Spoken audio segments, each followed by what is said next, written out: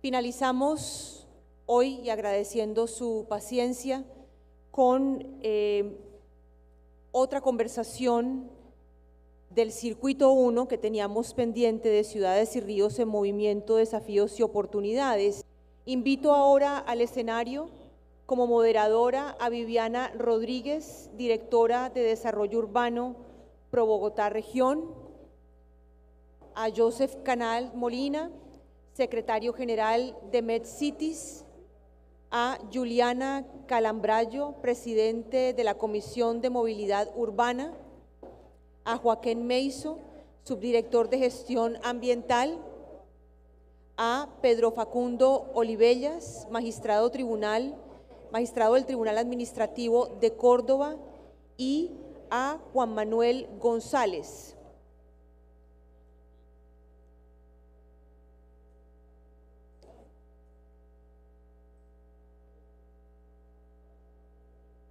Quien lidera el equipo de Derecho Urbanístico e Inmobiliario de PGP y ha asesorado importantes proyectos de ordenamiento y desarrollo en Colombia y en Latinoamérica. La conversación que tendrán estos invitados y que moderará Viviana Rodríguez es Repensar el río, innovación para su protección y recuperación. Allí, los panelistas explorarán estrategias para la recuperación de ríos y ecosistemas urbanos, utilizando herramientas digitales y análisis de datos territoriales. Los invitamos a tomar asiento, por favor, a guardar silencio y a prepararse para esta última presentación.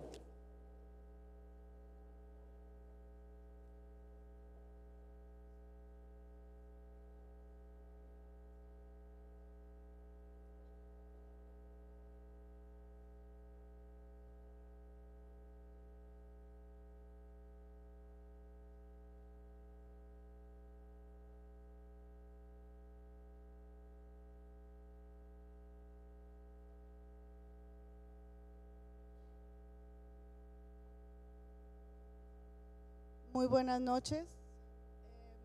Gracias por su paciencia. Yo creo que los que quedamos para el cierre de este evento nos merecemos un aplauso enorme por haber estado aquí todas estas horas aprendiendo y conociendo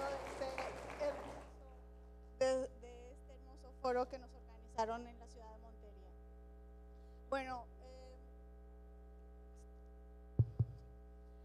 para mí es un gusto estar hoy aquí moderando este panel, el último panel del día, Repensar el río, innovación para su potencial y recuperación. Creo que Ok. En esta ocasión vamos a ser muy breves en nuestras intervenciones e intentaré llevar el panel de la manera más rápida posible.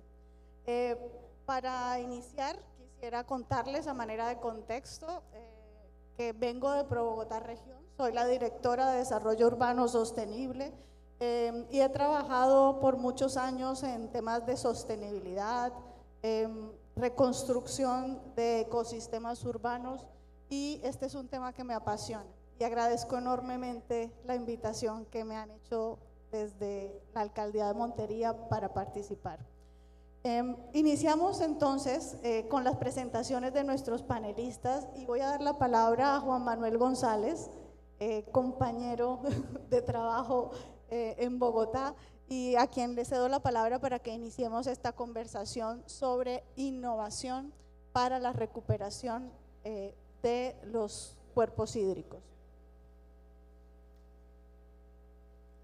Gracias. Vivi, muchas gracias, me encanta verte como siempre. Alcalde, muchas gracias, y a todos muchas gracias por la paciencia de esperar eso.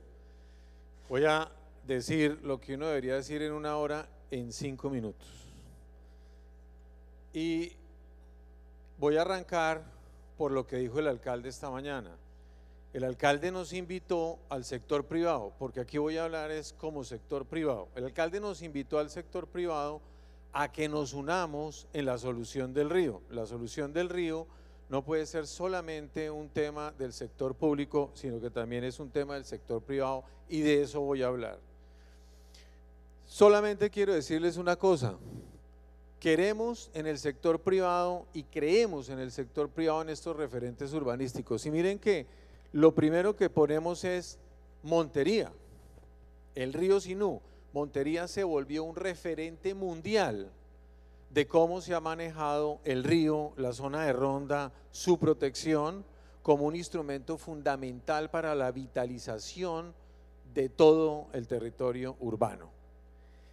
Y veamos lo que pasó en Barranquilla. Hoy Barranquilla es una de las ciudades con mayor inversión, no solamente de Colombia, sino internacional, desde que recuperamos la frontera con el río Magdalena. Y lo que ha pasado con Medellín es maravilloso, de tal manera que estos referentes los queremos replicar.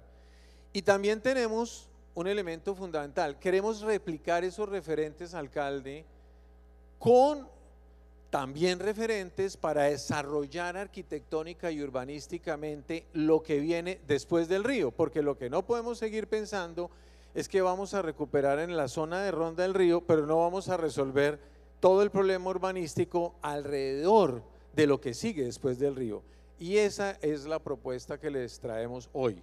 Queremos repetir estos referentes de un desarrollo de comercio, de servicios, de vivienda, desarrollos ordenados donde incluso quepa lo institucional después del río y que eso se convierta en uno de los principales instrumentos de financiación de la recuperación de la ronda. ¿Cómo lo queremos hacer? Pues lo primero es un ejemplo. Vamos a traer un plan piloto para Montería y eso ya lo hemos tenido en una conversación plena y completa con el Estado. Aquí toda la mañana, todo el día nos han dicho que vamos a trabajar entre el sector público y el privado. Pues resulta que nosotros en Colombia, esto ya lo hemos hecho, lo vamos a hacer en Montería de la siguiente manera. Primero, instrumento de gestión, doctora Viviana, que usted los maneja divinamente bien, plan parcial. Vamos o pretendemos que a través del instrumento del plan parcial podamos generar todas las herramientas de gestión del territorio y de financiación para hacer las dos cosas de los referentes que vimos. Queremos poder ofrecer en este plan parcial y que se replique en todos los otros planes parciales. Podemos hacer planes parciales de desarrollo, de renovación urbana y de mejoramiento integral con recuperación de la zona de ronda del río. Este es un plan parcial de desarrollo, un territorio maravilloso que nos puede ofrecer la continuidad de la zona de ronda que ya viene manejándose, pero desde el proyecto del plan parcial. ¿Y qué queremos con eso? Pues transformar la centralidad urbana frente al río Sinú. No es un trabajo solamente de la recuperación de la ronda, sino queremos hacer una nueva centralidad urbana. Consolidar el gran parque del río Sinú en toda esa franja con todo el diseño que ya tiene Montería, con ciclorrutas, con senderos peatonales y con toda la estructura de espacio público. Queremos presentar por primera vez la innovación de nodos de cultura. Si no integramos la estructura cultural frente al río, no vamos a generar esa transición que necesitamos para que el río se vuelva el generador de la cultura. Y finalmente, resolver el riesgo por inundación. Aquí toda la mañana hemos hablado de que el río es una oportunidad, pero también es un riesgo, de tal manera que no podemos hacer este tipo de proyectos sin resolver el riesgo. Y para eso hay que hacer ciudad, alcalde. Y hacer ciudad significa que consolidemos la zona de ronda del río, pero que además potencialicemos la movilidad, la accesibilidad vial peatonal hacia el río. Y eso significa la recuperación y generación no solamente del resolver la construcción de la zona de ronda y volverlo un elemento de movilidad frente al río, sino la recuperación de la malla vial arterial para poder potenciar una zona completa de ciudad que nos permita unirlo desde el punto de vista de todos los servicios. Y eso nos permite hacer obras fundamentales para la ciudad, no solamente la recuperación de la zona de ronda, sino la construcción de la ampliación de la calle 44 hasta el límite con la zona lineal para que haya circulación real desde el punto de vista de un perfil urbano completo. y una propuesta incluso de semaforización y construcción de toda la infraestructura sobre la carrera segunda, para llevar a una propuesta de mezcla de usos y una mezcla de usos del suelo que nos potencie la zona de ronda. ¿Cómo podemos cumplir ese sueño? Y aquí viene para nosotros la parte fundamental de esto. Colombia tiene en la ley 388 del 97 todas las herramientas para que el sector privado pueda financiar cargas generales. La ronda del río Sinú, la calle 44, la segunda, todas en términos colombianos, de la ley colombiana se llaman cargas generales. Y la ley permite que podamos asumir cargas generales desde el sector privado a través de cualquier instrumento de financiación. Así podemos utilizar el sistema de reparto de cargas y beneficios, alcalde, mayores beneficios en usos y edificabilidad del suelo contra construcción de carga general. La participación en plusvalía, vamos a usarla, hay que usar la participación en plusvalía. Podemos incorporar a través de un fideicomiso la estructura de la plusvalía de este proyecto para lograr generar parte del pago de las cargas generales. Podemos incorporar, alcalde, una cosa maravillosa. Todo esto que estoy mostrando lo hemos hecho en otras partes, ¿no? Reparto de cargas y beneficios produjo lo que ya Viviana sabe, miles y miles de kilómetros de malla vial arterial ya en la sabana de Bogotá. Con participación en plusvalía hicimos la avenida Ciudad de Cali en toda la conexión de Soacha. Con anticipo de alineación urbana en Barranquilla estamos construyendo el intercambiador en la zona de Alameda del Río con la parte de la circunvalar, 58.000 millones de pesos de anticipo de alineación urbana de los proyectos que se generan con ocasión del intercambiador. Expropiación en favor del fideicomiso, hay que recuperar la 44 y la segunda.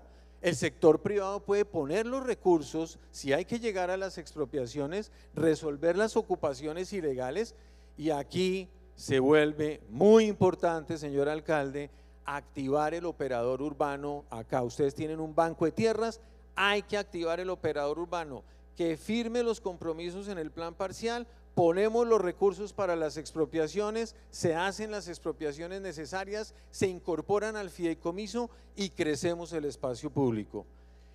Y lo que más me gusta a mí de la ley colombiana es el entre otros. La ley colombiana dice que podemos pensar más cosas. Esto que yo acabo de decir lo hemos usado en otras ciudades del país con un éxito enorme, se han producido vías, recuperaciones ambientales, todo lo hemos hecho a través de estos sistemas, pero Montería se puede volver una iniciativa adicional para que usemos el entre otros. Posibilidades del entre otros, alcalde. Si logramos anticipar el 50% del impuesto predial de las nuevas unidades de vivienda, comercio y servicios para la construcción de la zona de ronda, lo podemos hacer. Y no desfinanciamos la estructura fiscal del municipio de los próximos años, pero anticipamos recursos a través de una bolsa fiduciaria y con eso podemos financiar parte de los proyectos. Y el entre otros nos obliga a pensar en muchas cosas, el régimen tarifario de servicios públicos domiciliarios, miles de oportunidades que tenemos, porque si logramos hacer una gran bolsa, hacemos la malla vial arterial, hacemos la recuperación de la ronda y hacemos un proyecto que se integre en toda la ciudad, y entonces creamos este sueño, alcalde. Este sueño lo podemos volver a hacer realidad. La construcción de una gran arena para Montería, con accesibilidad desde el punto de vista vial, con integración del espacio público a la zona de ronda tratada, generación de usos de comercio y servicio después de las rondas. La rueda de Chicago, si quiere, hágala primero, porque yo la vi en una foto esta mañana, pero si lo logramos en cualquiera de los dos sitios, igual la vamos a hacer. Y podemos hacer toda la estructura de hoteles, comercio, servicios, vivienda, la gran arena, con una gran alameda sobre la 44, que se convierta en el parque lineal que continúe con la zona de ronda y nos permita hacer un circuito de movilidad peatonal. Y queremos incorporar, alcalde, en este plan parcial un elemento fundamental para ustedes en Montería, que lo usamos ya en Bogotá y lo usamos en muchas otras ciudades, las APAUPs, áreas privadas afectas al uso público. ¿Sabe qué significa eso? Que van a estar en la apropiación pública, nos van a ayudar a producir más de 8 metros cuadrados de espacio público por habitante, pero como son privadas las integramos en estructuras y vehículos jurídicos que permiten que la producción de vivienda, comercio y servicios la mantengan, la ciudad no tiene que poner la plata, se van a sostener en el tiempo, pero producen el efecto del espacio público. APAUPS y todo esto que acabo de decir, cabe dentro del Plan de Ordenamiento Territorial de Montería, está en la legislación colombiana y podemos transformar. Entonces, unamos esfuerzos, sigan con la ronda pública y vamos a meterle también recursos del sector privado. Muchas gracias, alcalde. Muchas gracias a todos. Juan, muchísimas gracias por tu intervención. Una cuña chica ambiental es una muy buena planificación urbana. Él da mucho más resultado que cualquier otro tipo de intervención. En Colombia tenemos una normativa robusta e instrumentos suficientes para desarrollos urbanos que se hablen directamente con el entorno natural.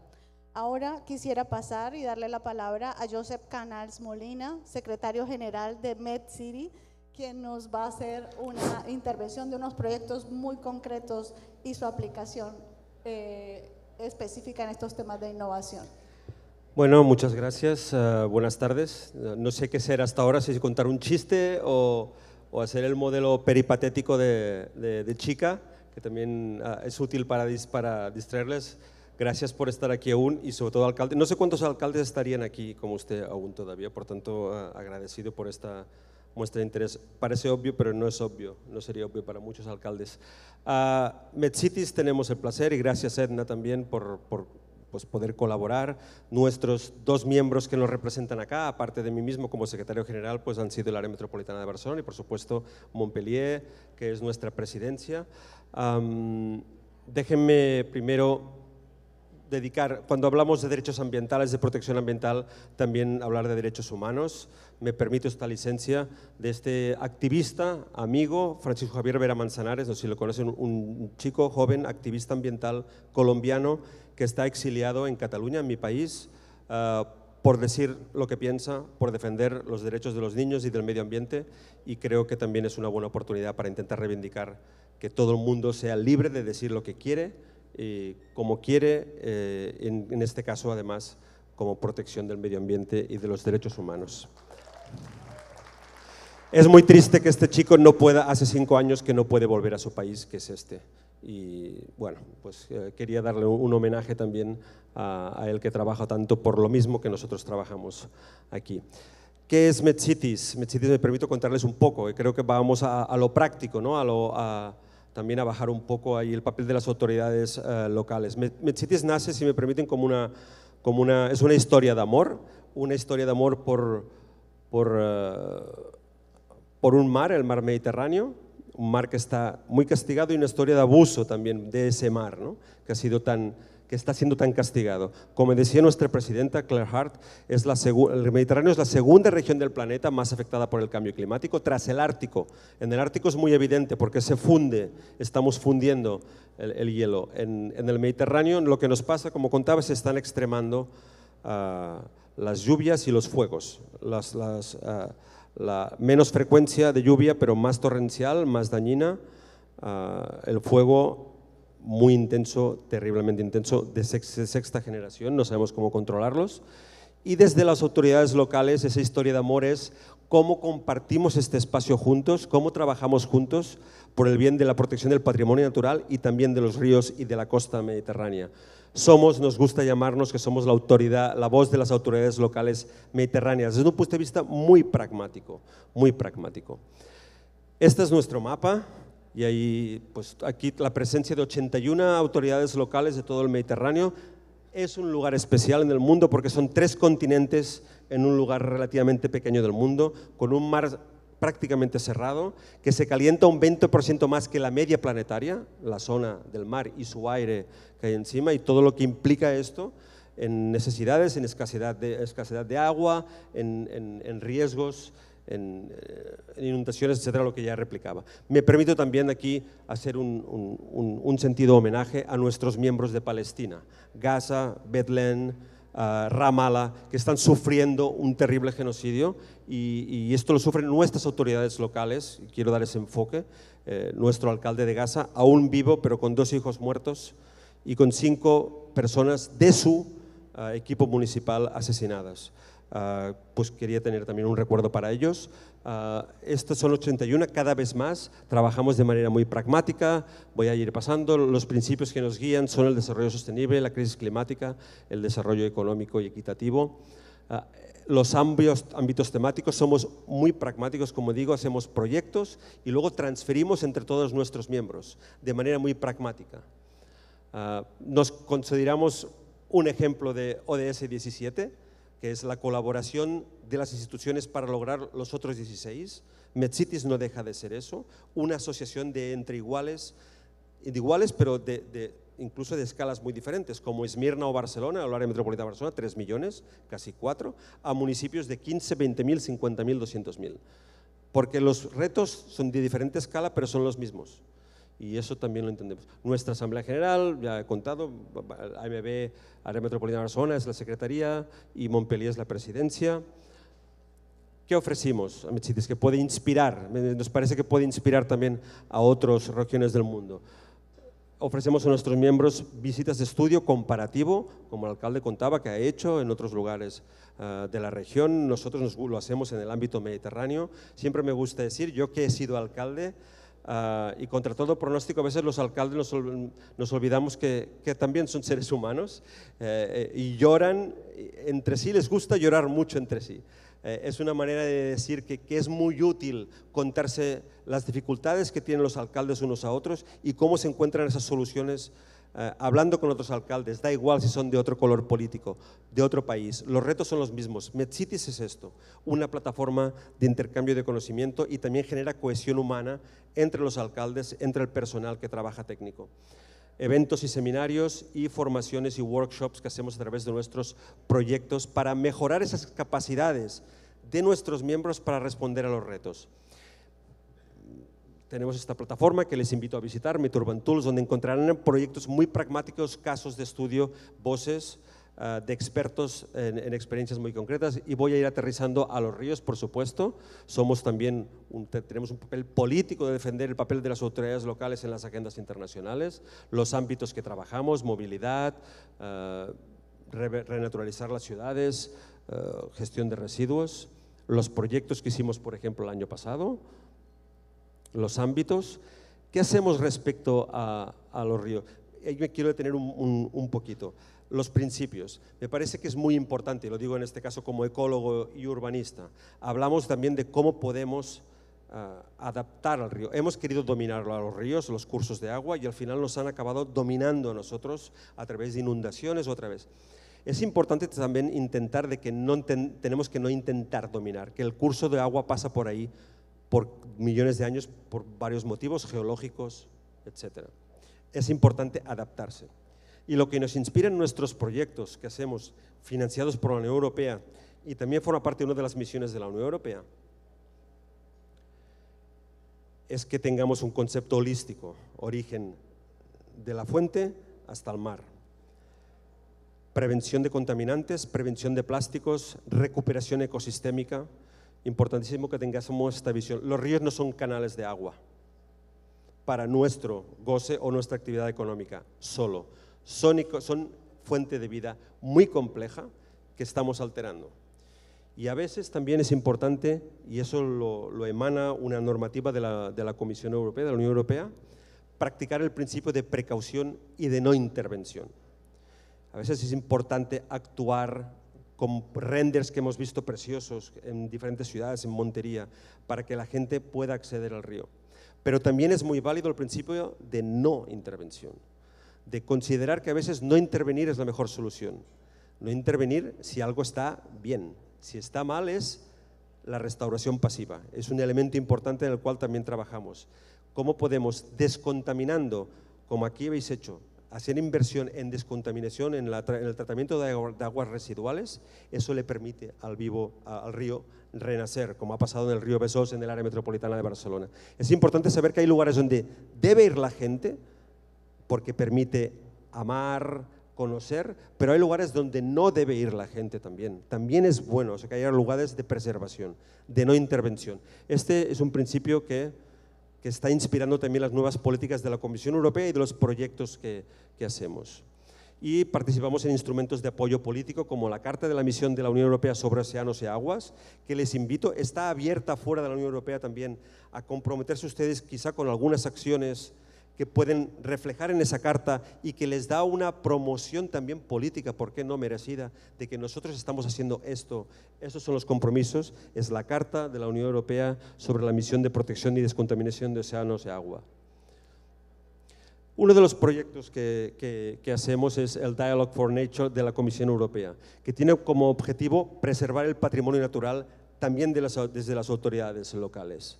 Y esto lo hacemos para restaurar el patrimonio natural, ponerlo en valor y compartir experiencias. Aquí les invito claramente, mi mensaje es claramente dos.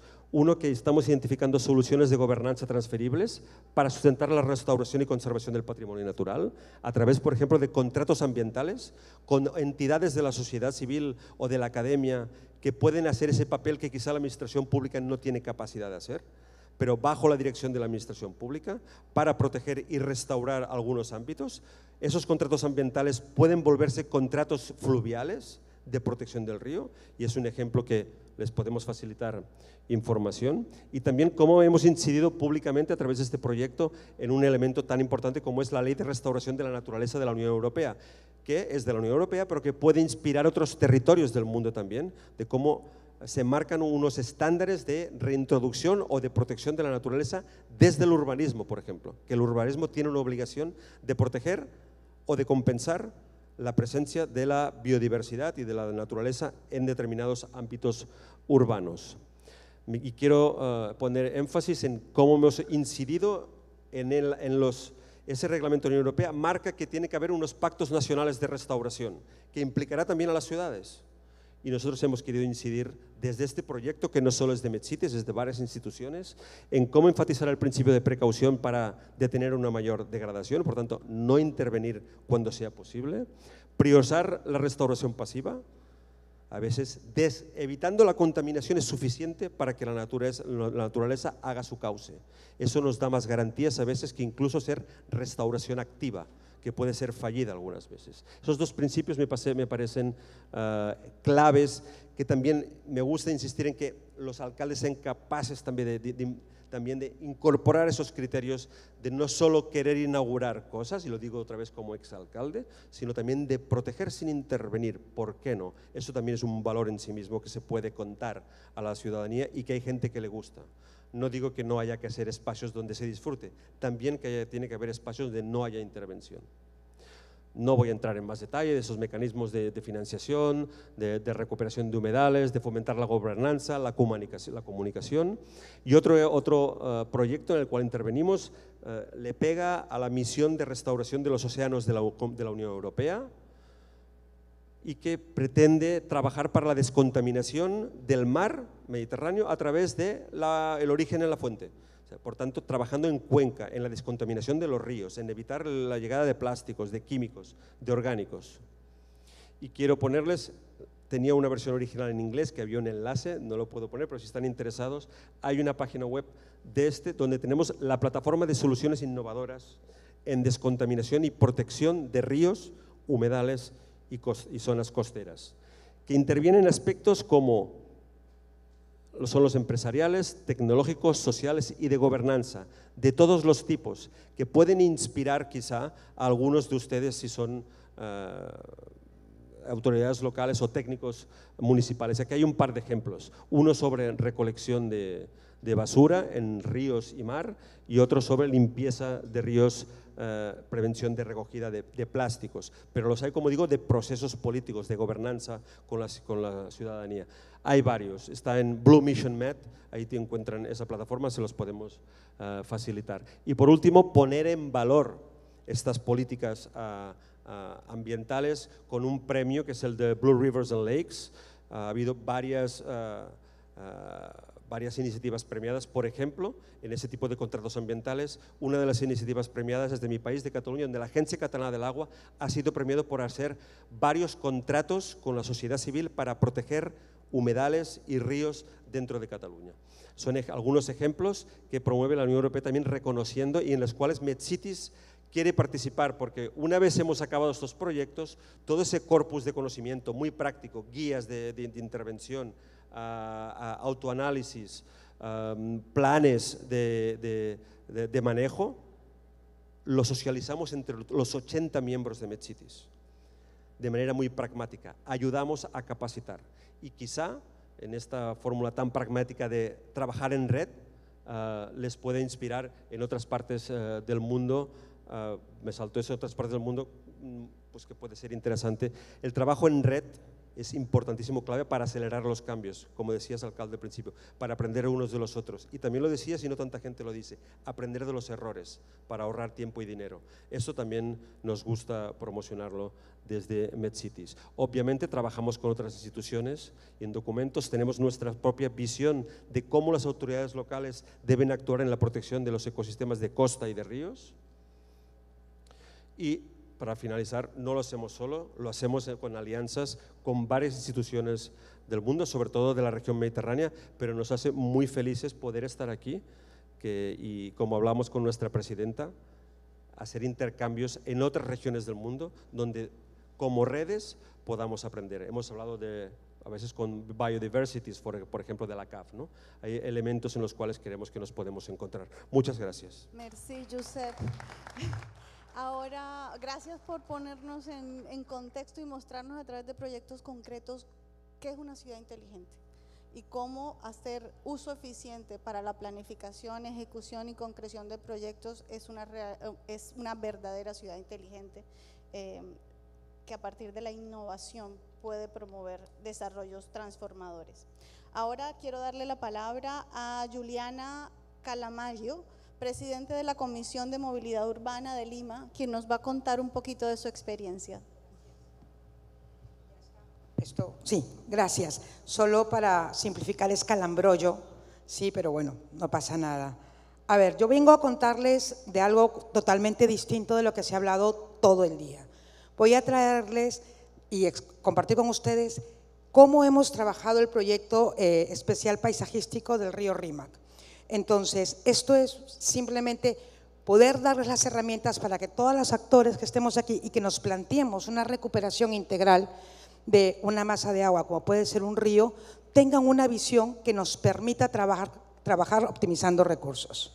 Entonces, lo primero que quiero es ubicarlos en el contexto. Yo vengo representando a la Municipalidad Metropolitana de Lima. Lima es la capital del Perú y nuestra ciudad hoy por hoy 3 cuencas hidrográficas. Al norte el río Chillón, la cuenca central es la del río Rímac y la cuenca del sur es la del río Lurín. Esta es una imagen bucólica del siglo XVIII. Así se vivía Lima en aquella época. Simplemente el desarrollo urbano totalmente integrado, ¿sí?, al río. Pero eso es el pasado, ¿no? Aquí podemos ver un poco la evolución del río Rímac. Vemos que en la primera lámina a la derecha, durante la época prehispánica, el cauce del río fluía con total libertad.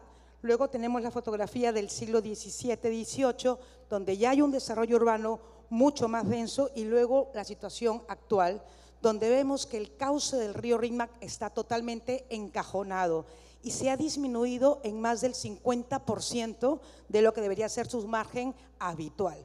Y no lo he escuchado aquí, pero todos sabemos que el agua tiene memoria y recupera sus espacios. Y entonces hemos vivenciado todas las ciudades aquí los riesgos, no solo potenciales, sino que hemos vivido a lo largo del tiempo. Esta es una foto de cómo está ahora mismo el río Rímac. Ustedes pueden ver que el río casi ni se nota, o sea, no se ve esa masa azul que debería tener el protagonismo, sino que está rodeada precisamente de desarrollo urbano consolidado y que además tiene una particularidad muy importante, que es la que vamos a ver. Bueno, estas son situaciones que todos hemos vivido, las inundaciones, ¿no?, los aluviones. En nuestro país se llaman huaicos, que vienen cargados de barro, rocas y además troncos que generan un gran daño a las estructuras urbanas. Entonces, esto es lo que tenemos en gris y esto es lo que queremos llegar. Como se dan cuenta, el potencial verde, que no solamente es intervenir la cuenca o las riberas, sino que es intervenir todo el entorno urbano hoy por hoy consolidado. A esto vamos, ¿no? A devolverle al río Rímac su protagonismo como eje urbano, recuperando el paisaje hídrico e histórico. Y aquí quiero hacer señalizar algo importante, y es la palabra histórico. Nosotros vamos a recuperar 4 kilómetros del río Rímac, pero sobre todo porque está enclavado en el centro histórico de Lima. Lima está declarada como la UNESCO como Patrimonio de la Humanidad, y por tanto la intervención allí en estos 4 kilómetros tiene unas complejidades distintas a otras riberas.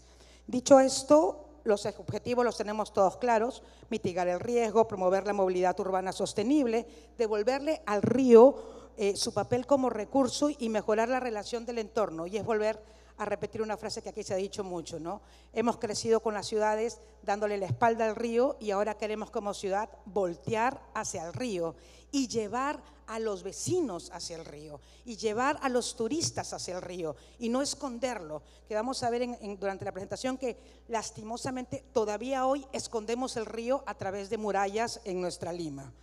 Este es un poco lo que yo les decía. Esta es el centro histórico de Lima. Todo esto está declarado como patrimonio cultural, el Damero de Pizarro y los 4 kilómetros además como patrimonio de la UNESCO, y por tanto su intervención tiene unas características muy importantes, porque tenemos que ser concordantes con nuestra historia y rescatar el patrimonio histórico en este rescate de la cuenca hidrográfica. Estos son los 13 proyectos que tenemos en cartera desde la Municipalidad Metropolitana de Lima para ejecutar, como les decía, una recuperación integral.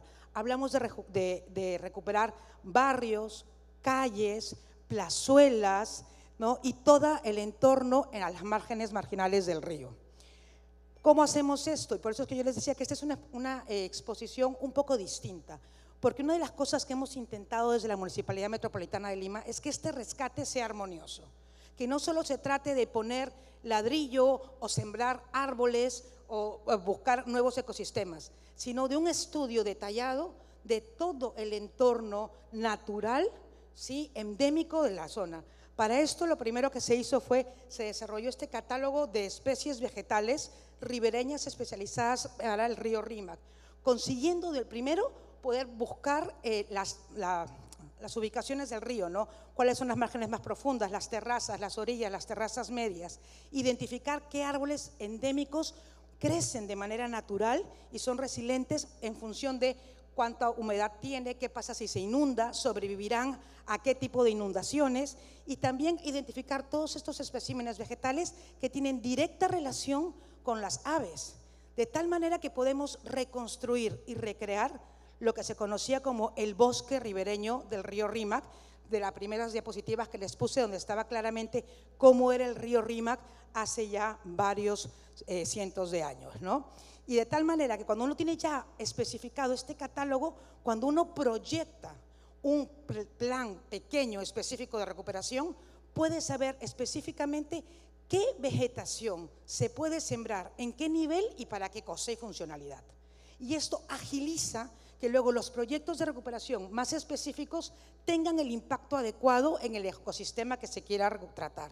Además, también hicimos un estudio hidrogeomorfológico, ¿no?, en el que se estudió todas las incidencias históricas de las que se tiene registro. Tenemos registros de incidencias sobre el caudal del río Rímac desde el siglo XVI, desde la misma fundación de Lima, ¿no?, allá en 1500. Entonces, pero se ha tenido mucha más incidencia en los fenómenos en los últimos 100 años. Nuestro país tiene un problema de fenómenos muy grandes climáticos. Tenemos el fenómeno del Niño, que es recurrente en América Latina, pero que en el Perú sobre todo golpea muchísimo con lluvias, como una dana que se podría dar en el Mediterráneo, con claramente, ¿no?, al final situaciones muy desastrosas. Entonces, hecho todo este recuento en este estudio, se ha visto también, estudiado todo lo que es la inundabilidad ya de sitios urbanos consolidados. Hace un segundo mi predecesora le hablaba al alcalde del Montería, recuperemos un espacio, ¿no?, que se puede rescatar. Nuestra particularidad en el cercado de Lima, en el centro de Lima, es que está consolidado y que al ser patrimonio de la humanidad no podemos demoler y hacer nuevo. tenemos que restaurar y conservar. Y esto trae o acarrea dificultades distintas. Entonces, se han hecho todos los estudios, fíjense, se ha hecho todo un estudio de los islotes que sobreviven cualquier crecida del río, de tal manera que si se va a recuperar vegetación en los islotes, podamos saber qué árboles pueden prevalecer después de una inundación y qué árboles no. Entonces, como se ve, es todo un estudio completo sobre los taludes y las riberas, y esto nos ha dado pie a poder plantear ya, como les decía, 13 proyectos específicos. Yo aquí quiero hacer mención en esta imagen, porque no lo he dicho antes, pero el río Rímac tiene hoy por hoy también una vía expresa subterránea dentro de su lecho.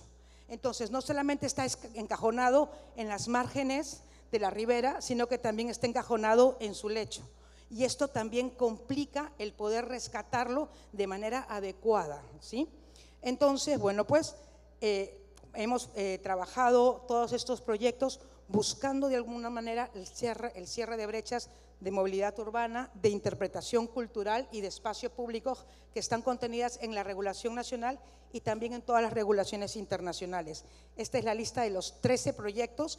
Yo venía a contarles todos y cada uno de ellos, pero ya no tenemos 15 minutos, sino solo 10, y quiero ceñirme en el tiempo.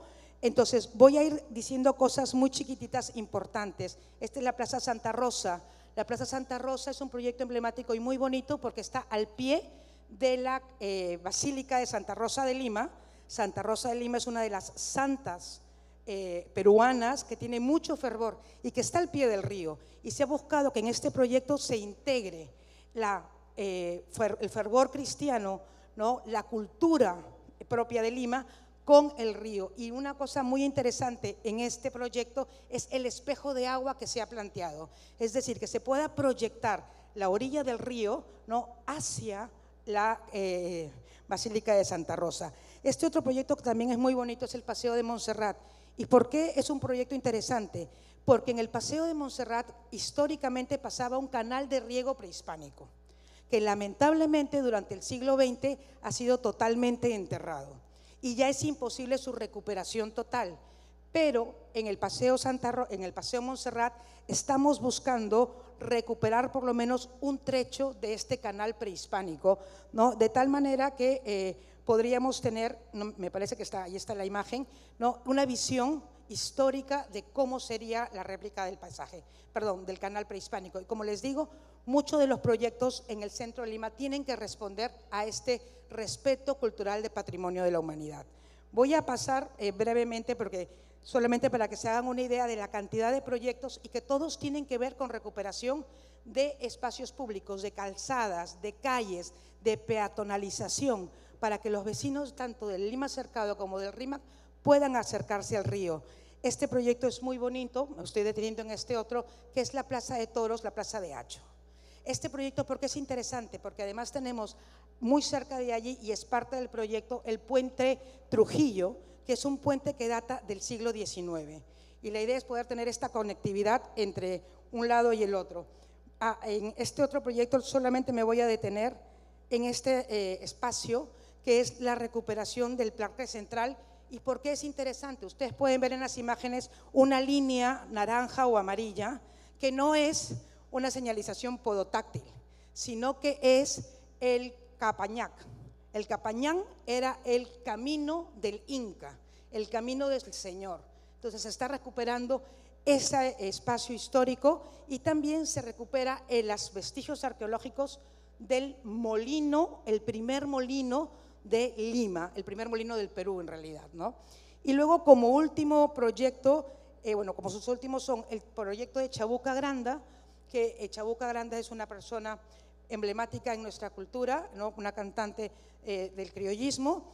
Entonces, este es un proyecto que intenta buscar el estacionamiento en 3 niveles. ¿Y esto por qué? Porque nuestro centro histórico está peatonalizado y por tanto no se llega en auto. Y es un centro histórico bastante grande. Tenemos un problema de estacionamientos. El proyecto de Chabuca Granda va a intentar paliar esto y además hablar armónicamente con el río, con las aguas, con el bosque ribereño, con la acogida de los turistas. Además, el proyecto de Chabuca Granda bordea los 200.000 dólares americanos. Entonces hablamos de una inversión bastante grande, donde de todas maneras vamos a evitar una APP, una asociación pública privada, así se llama en Perú. Y luego el último proyecto del que les quiero hablar solamente y brevemente es el proyecto del Parque de la Muralla. Lima fue una ciudad amurallada y los restos de la muralla de Lima se encuentran hoy en el Parque de la Muralla. Se ha hecho todo un estudio de cómo se defendieron las riberas desde la época prehispánica hasta hoy y se van a integrar dentro de este proyecto. Y yo les decía al inicio de la presentación, en Lima todavía tenemos vergüenza de nuestro río y construimos murallas. En el Parque de la Muralla, más allá de la muralla prehispánica y luego de la muralla también virreinal, tenemos una muralla moderna de hace menos de 15 años, levantada especialmente para que los visitantes del Parque de la Muralla no vean el río, para que el río esté otra vez escondido. Y hemos hecho una propuesta muy interesante que es buscar una construcción de terrazas que nos dé accesibilidad al río y que además estas terrazas respondan al mayor caudal registrado en el río. Y es decir, que cuando haya una crecida, no dañe la estructura urbana, ¿no? Y que además el río sea parte de nosotros y crear ese respeto del que decíamos hace un segundo. Hay lugares en los que no se debe intervenir más, que ya sabemos que el río se va a meter, no sabemos si en 5 años o en 15. Entonces pensemos este desarrollo urbano hablando realmente con el río. Esta es un poco la línea del tiempo que se ha venido trabajando respecto de este plan especial paisajístico del río Rímac, ¿no? Esos son los premios que ya se han conseguido solamente en los proyectos. Todavía recién las primeras ejecuciones de este plan van a empezar en septiembre con la Plaza Santa Rosa y en octubre con la Plaza de Montserrat. Y yo creo que dentro de 2 años podemos venir a decirles, miren qué bien ha quedado Lima y se puede trabajar de manera planificada y ordenada. Y en unos años, querido alcalde de Montería, poder tener que decir que Lima tiene 4 kilómetros de espacios realmente recuperados, ¿no es verdad? Y que podamos ver una Lima grande. El río Rímac en Lima metropolitana tiene 31 kilómetros. Vamos a empezar rescatando 4, pero creemos que este es el primer paso y que luego otras municipalidades distritales van a querer trabajar también sobre sus riberas. Hoy por hoy, en Lima, en ninguno de sus distritos tiene una vista integradora del río. Entonces creemos que es momento de dar la primera piedra para cambiar esto y este es, como les digo, ¿no? Esta es la foto de ahora y queremos tener estas fotos, porque además con la mejora del río y la integración del río, quiero que vean lo que pasa con el Cerro San Cristóbal, que también está en la foto. Hoy por hoy el Cerro San Cristóbal no tiene vegetación y es parte de las lomas, del ecosistema de las lomas. Con la recuperación del río Rímac se van a recuperar también las zonas de vegetación aledañas.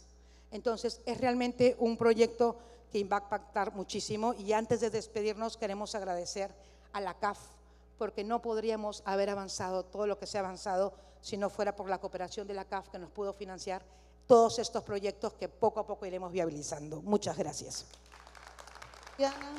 Muchas gracias, Juliana, por mostrarnos cómo es posible hacer proyectos viables que incorporen como una oportunidad el patrimonio cultural y el ambiental.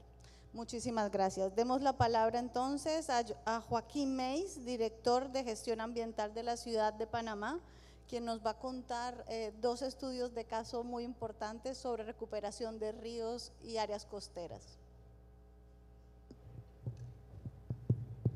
Buenas noches a todos. Primero que todo, gracias por su paciencia, por estar aquí. Voy a tratar de ser lo más breve posible y creo que puedo ser la más rápida de la noche.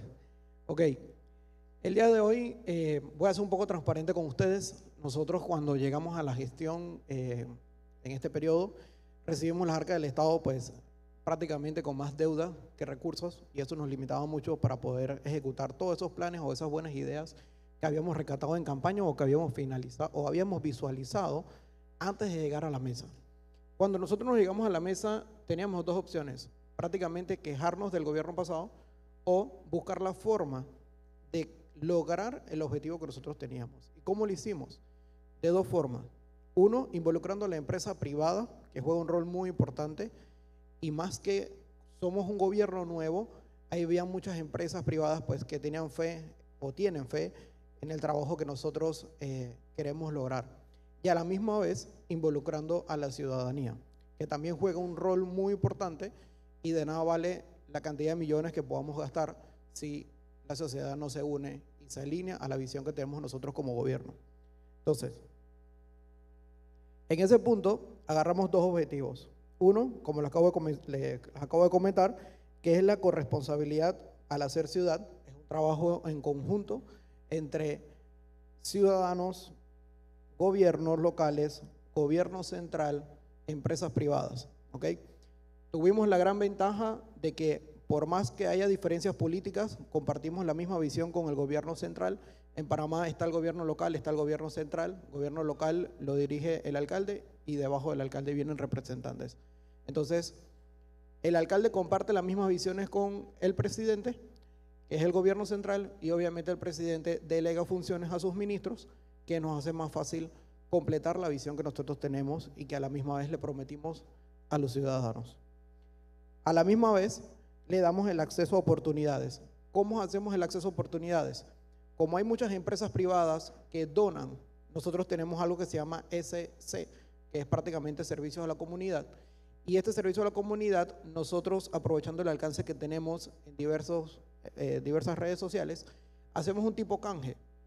Lo mismo que ellos se pueden gastar con influencers, lo mismo que ellos se pueden gastar en publicidad, en vallas publicitarias, prácticamente nosotros lo estamos permitiendo dejar huellas que impacten y que vayan alineados todos en el mismo diseño aprobado por el municipio. Entonces es prácticamente como un ganar-ganar. Ganan ellos por publicidad y ganamos nosotros porque el costo operativo de nosotros es prácticamente mínimo, para no decir que no hay un costo operativo, que siempre hay un costo operativo.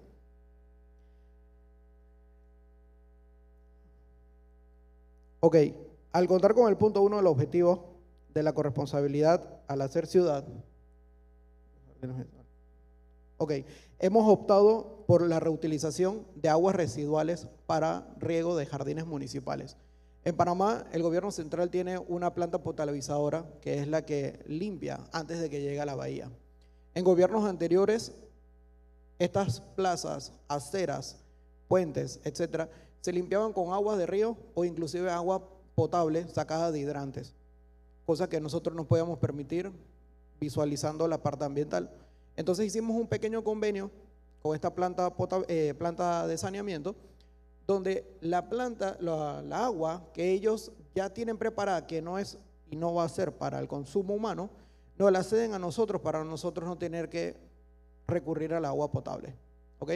Y ahí ya estamos ganando. Adicional, la iniciativa se enmarca dentro de los principios de una economía circular, convirtiéndose como un ejemplo cómodo, como las ciudades pueden transformar los retos ambientales en oportunidades de innovación y eficiencia. El hito del proyecto, nosotros hemos logrado ya prácticamente 1.500.000 galones disponibles para uso urbano, aprovechando que es la misma cantidad que la planta nos ha suministrado a nosotros para poder lograr los objetivos, que es limpiezas de aceras, puentes vehiculares, puentes peatonales y los jardines municipales y los cementerios. A la misma vez, ya hemos logrado el mantenimiento de más de 900 parques, como también incluyendo el hidrolavado de aceras y puentes de la ciudad, cosa que no se hacía antes. En la resiliencia hídrica, al reutilizarse el 1.500.000 de galones que le comentaba, significa que estamos ahorrando 500.000 galones diarios, lo que equivale a más de 15.000 personas, contemplando que una persona agarre o utilice 100 galones de agua diario.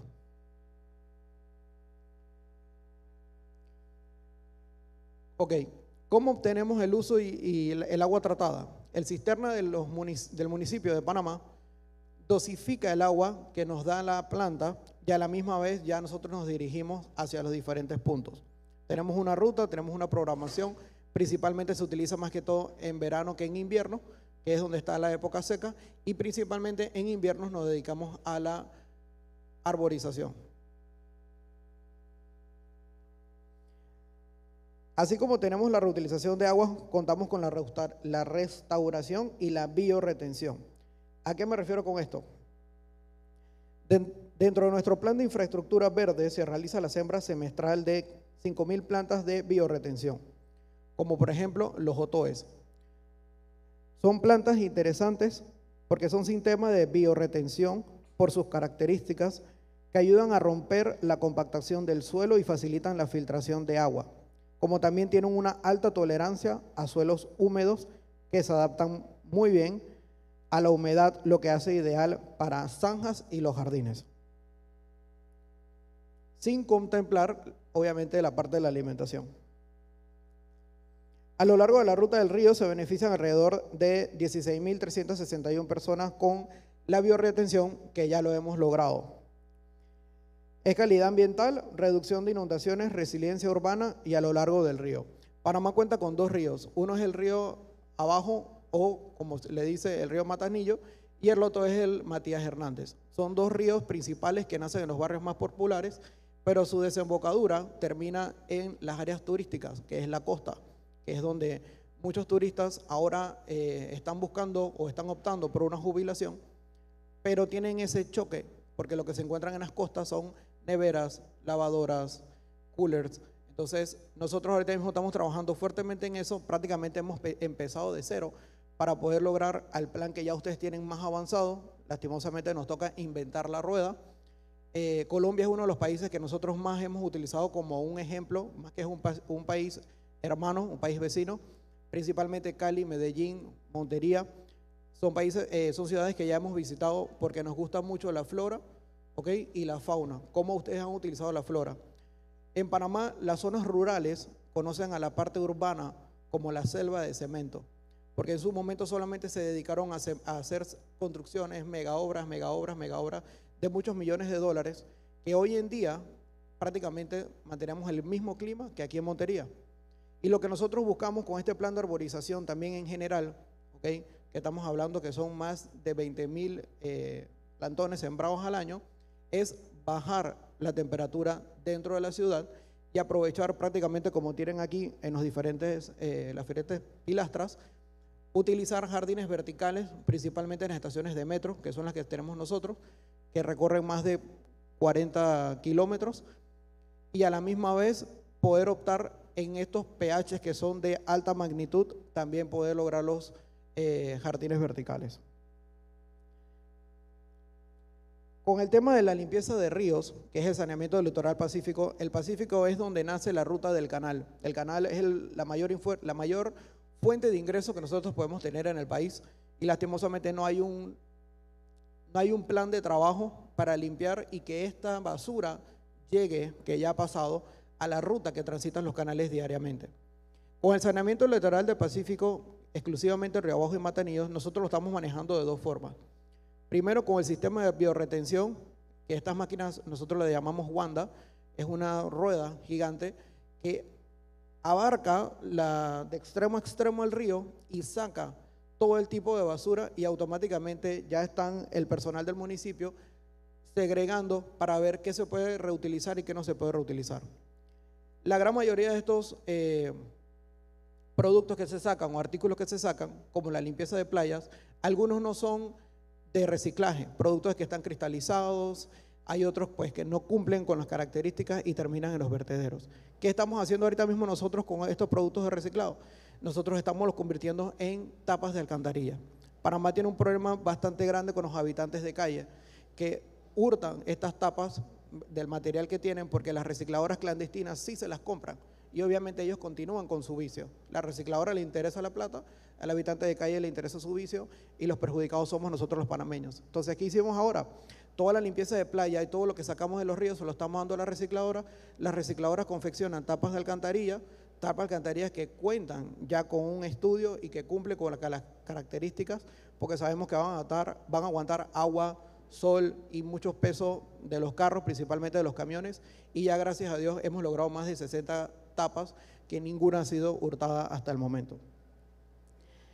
A la misma vez, bueno, todo esto, lo que le comentaba era del saneamiento pacífico, lo hemos hecho a través de empresas privadas que siempre donan personal, y a la misma vez ellos patrocinan su marca Y el otro es el Plan de Libertad, que son privados de libertad que están próximos a cumplir su condena, el cual todos salen a la calle a apoyar con las limpiezas de playa y con las limpiezas de río. Se le da todas sus herramientas para que ellos puedan apoyarnos en esta labor tan importante.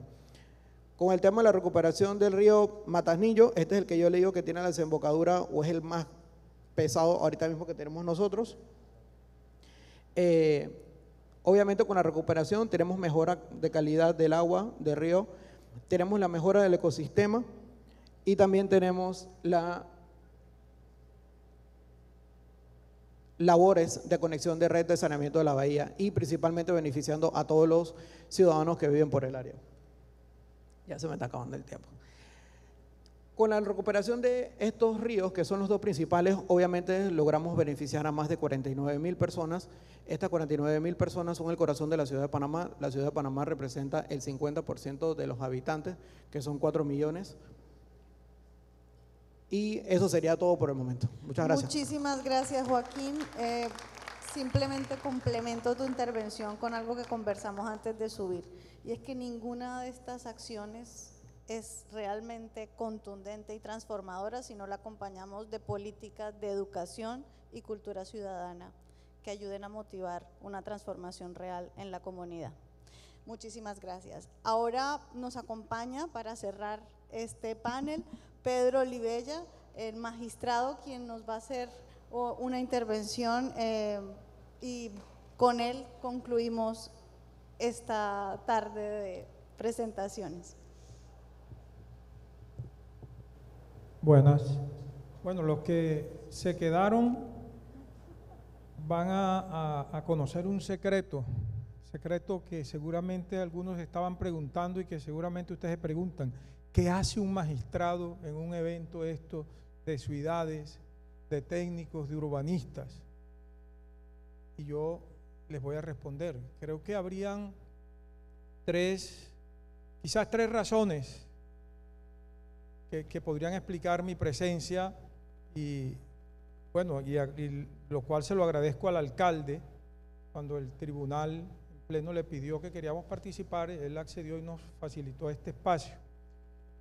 Y es que las decisiones que nosotros tomamos como rama judicial tienen una incidencia directa en las políticas públicas. En todo lo que ustedes han hablado, una decisión judicial podría decirle, mire, hasta ahí llegó, porque hay derechos fundamentales involucrados, afectados, derechos colectivos, etcétera, etcétera. Aquí tenemos en Colombia, por ejemplo, la Corte Constitucional, una sentencia, la 622 del 2016, por ejemplo, en materia, y además si hay una contribución también de la mirada jurídica a los problemas ambientales y a los problemas de los ríos. Esa sentencia se hizo muy famosa porque declaró que el río Atrato era un sujeto de derecho, le dio la categoría, y es una práctica de los poderes judiciales que creo que, no sé si en España, en Perú, sé que en Perú, en Ecuador, en Argentina, en Perú también ha sido una práctica de los poderes judiciales para proteger a los ríos como si se trataran de personas, sujetos de derechos. Aquí, por ejemplo, en el 2022, el entonces defensor del pueblo, Carlos Camargo Asís, presentó un informe muy completo, muy bien hecho sobre la problemática de la cuenca del río Sinú, y ahí detectó que habían 18 acciones populares falladas, 5 acciones de tutela también y 3 acciones de grupo. O sea, es decir, sí es importante que el Poder Judicial esté presente y esté escuchando todo esto que ustedes hablan y que ustedes proponen. Y un segundo punto sería porque nosotros también necesitamos sensibilizarnos y conocer, porque podríamos incurrir, y seguramente también han visto ustedes la crítica de que a veces se toman decisiones que ustedes de pronto técnicamente no entienden, o desde su mirada de las nuevas gobernanzas o de los nuevos modelos de administración no entienden. Entonces yo creo que también es importante que asistamos a estos eventos. Aquí hay algunas juezas que todavía nos acompañan, para sensibilizarnos y conocer eso, porque aunque el mundo de nosotros para decidir es el estrecho mundo del expediente, tenemos que tener también la mirada y una visión de contexto. Y la tercera razón es porque la división de poderes en los estados democráticos no implica un enfrentamiento.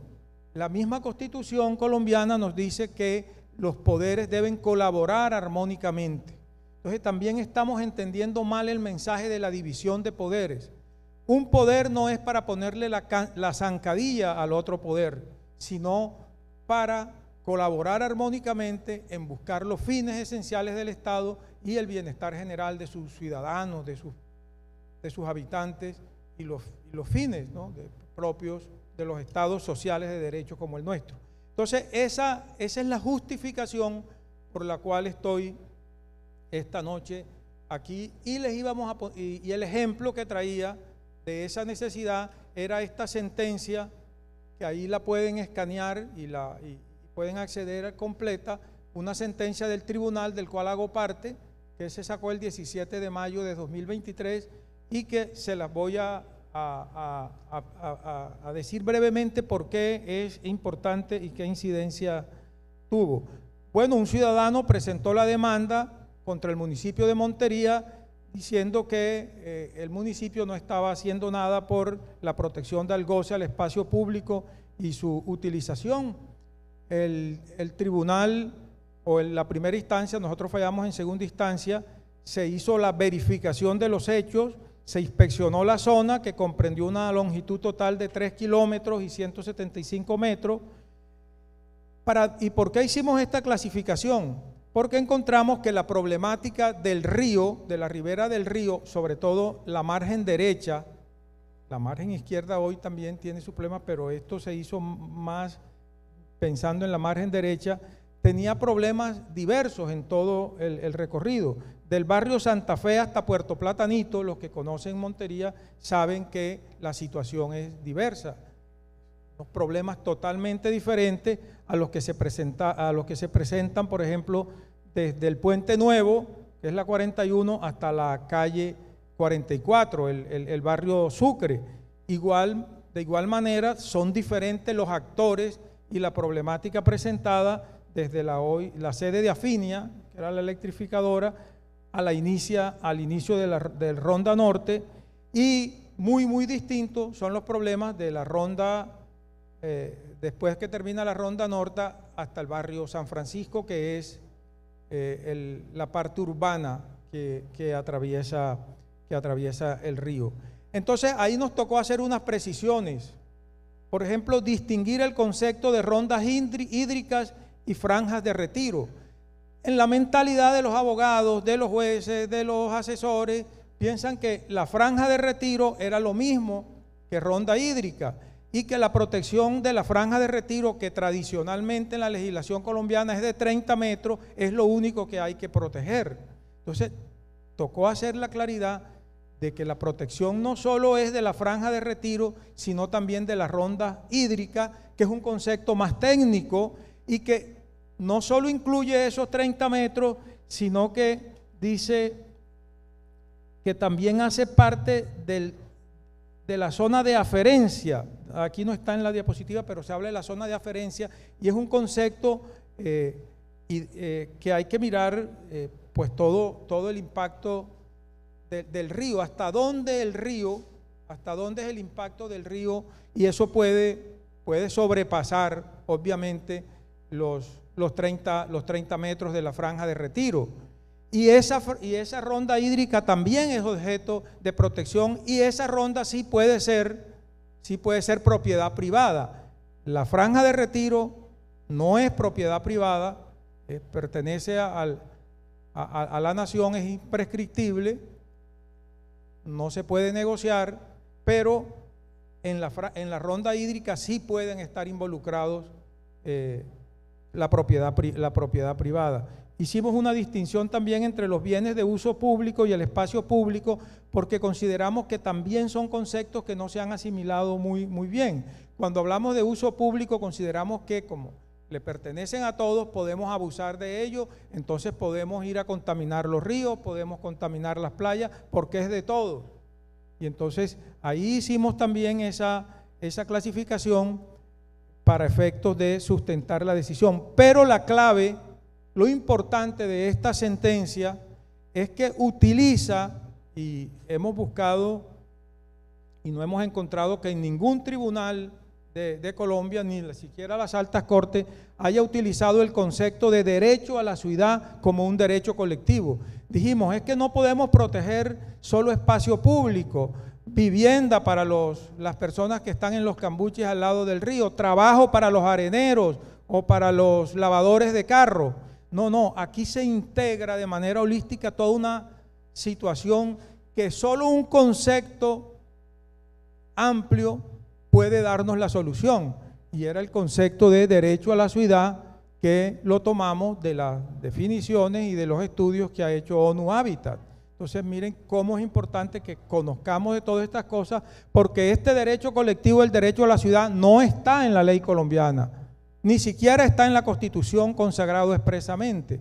Y el Tribunal Administrativo de Córdoba es el primer tribunal del país que protege de manera integral el derecho colectivo a la ciudad, con todo lo que eso implica y la definición. ¿Y cuál es la consecuencia práctica para eso? Que las órdenes que vamos a dar en la sentencia, las órdenes variaron. Bueno, hay consideraciones, ahí se vinculó también a la CBS, porque la CBS, bueno, los abogados defienden, en el expediente le decía, pero queríamos, como decimos nosotros coloquialmente, el municipio y la CBS se estaban tirando las responsabilidades. Pero lo importante fue que se amparó el derecho a la ciudad, se revocaron las órdenes de primera instancia y se dieron nuevas órdenes, que quiero resaltar la que se dio al municipio de Montería, y que bueno, aquí sí no fuimos, no vamos a decir que no fuimos tan originales. Ahí nos guiamos un poco de la sentencia del Consejo de Estado sobre el río Bogotá, el 2014 creo, del doctor Velilla, y ordenamos como una respuesta a la problemática que se creara una gerencia estratégica para atender los problemas del río. Y esa orden es la que permite, o la que ha permitido o facilitó, porque también hay que abonar la voluntad política de la actual administración, de que hoy Montería tenga un esquema y tenga una gerencia de ciudad. Fue a partir de una orden judicial que visionó, que miró y que dijo, aquí no podemos estar dando órdenes aisladas de retiren al vendedor ambulante, de saquen al lavador de carro, recuperen esto. No, tiene que ser una solución integral, porque el río es integral. Entonces, por eso queríamos participar, o eso nos motivó a participar en este evento, para que conozcan esta sentencia. Vamos a, los que no alcanzaron a escanearla, pero también creo que se consigue ya en internet, para que vean cómo la rama judicial, una de las ramas del poder público en Colombia, también puede contribuir a que volvamos a mirar a nuestros ríos, y que en Montería tenemos un ejemplo de ello. Muchas gracias. Magistrado, muchísimas gracias por ese regalo. Los que hemos trabajado en estos temas sabemos la importancia de este tipo de decisiones y lo útiles que son para el desarrollo de proyectos.